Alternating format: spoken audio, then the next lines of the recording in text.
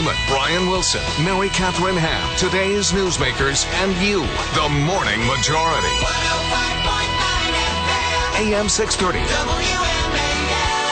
7:37 on the Morning Majority. The final season outcome for the Redskins, 5-11. I think that goes to Mary Catherine Ham, who was closest. I think I was at 6 or 7, right? Yeah, 6, I think you were. All right. Look at me. Look at me go.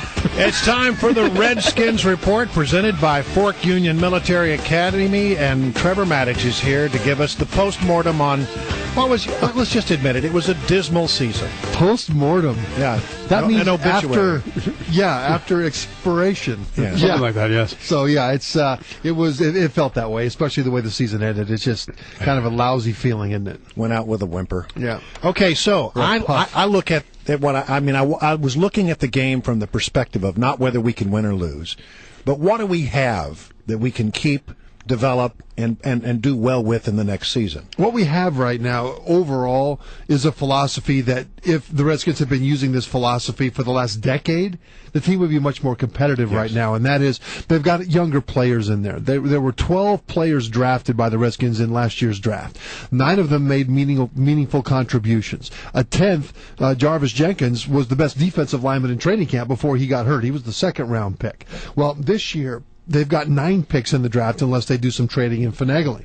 You may have 15 to 20 guys on this roster next year that are either rookies or in only their second year in the NFL. And so you've got to go through growing pains with those guys, but that's the only way to develop a core of starters and depth in order to have a long-term success. That growing that's what the Redskins have not done. Yeah, well, I just want to differentiate. depends on where you get kicked.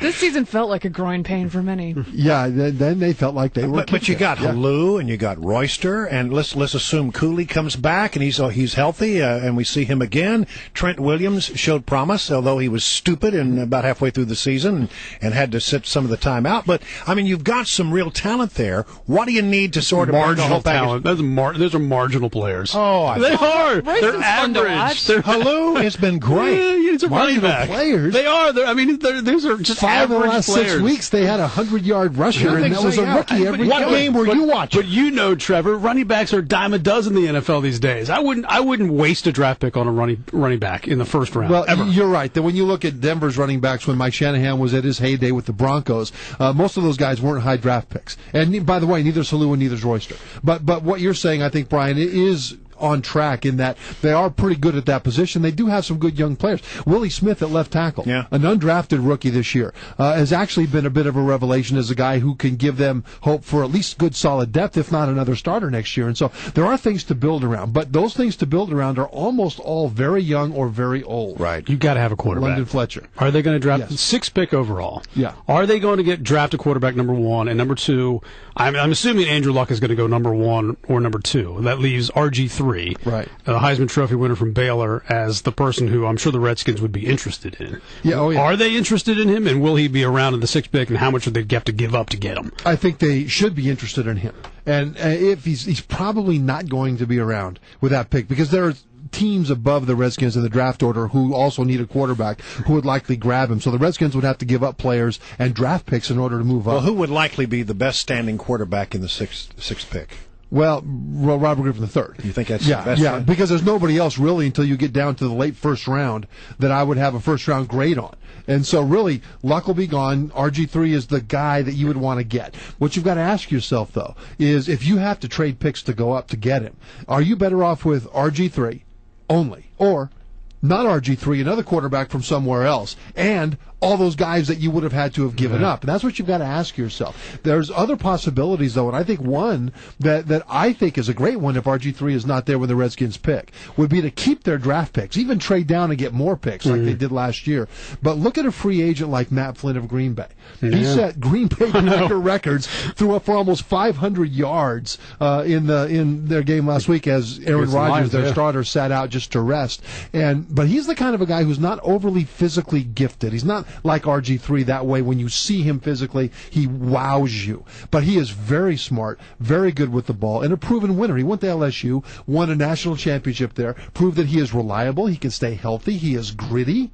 And then in Green Bay, he sat behind a future Hall of Famer here in Aaron Rodgers and learned how to play the game. So if you get Flynn, Interesting. you get him for just money because you just have to pay him, but you don't give up other players in the form of draft picks. So I think there are enough young quarterbacks later in the draft that are good prospects for the future that if I'm the Redskins, I'm not targeting RG3 unless he falls into my lap. I'm targeting Matt Flynn, and then I'm building the team around him with those picks. Wow.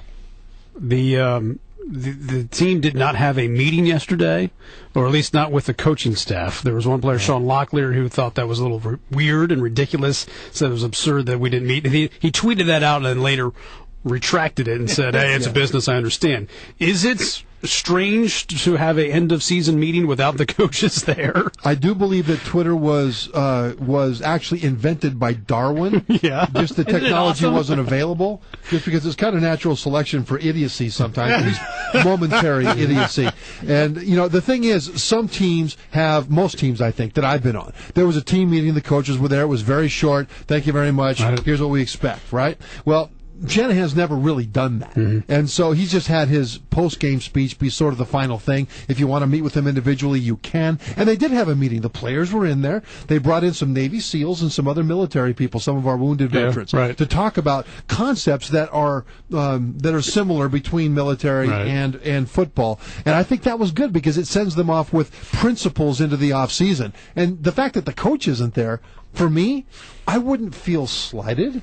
I wouldn't feel like I didn't get my pat on the head that I really wanted because I want the coach there in the last meeting or I'll feel bad and I'll tweet about it. This is an occupied generation. Yeah, they deserve the coach. Well, but after a 5-11 season and coming off a 6-10 season, maybe the coach should be there saying, "Hey, you know what? Everybody's job is open next year, and some of you won't be back next year." And I don't know. Maybe a kick in the pants kind of talk is what I would want. Yeah. Although let me ask you this though: if you did something bad, and you knew you were going to get just nailed by whatever punishment they would do, and they didn't say a word about it, what kind of trepidation would you have?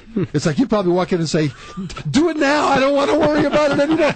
If they have any sense at all, they know their jobs are on the line. So if that's Shanahan style, I don't mind that. I actually would have loved. Man, I would have been begging those people to let me into that meeting to listen to those Warriors. I would have been begging for that. I would much rather hear that than the coach I've been listening to for the last 5 months. By the way, Jim Zorn had one more win than Mike Shanahan. Yeah, the first 2 years. That doesn't make a difference, right? You'd still rather have Mike Shanahan. You have to as head tear coach. it down before you can build it up. And they tore it down, brought in a lot of young guys. It's going to be growing pains. It's going to take time. But the thing is, just always keep this in mind.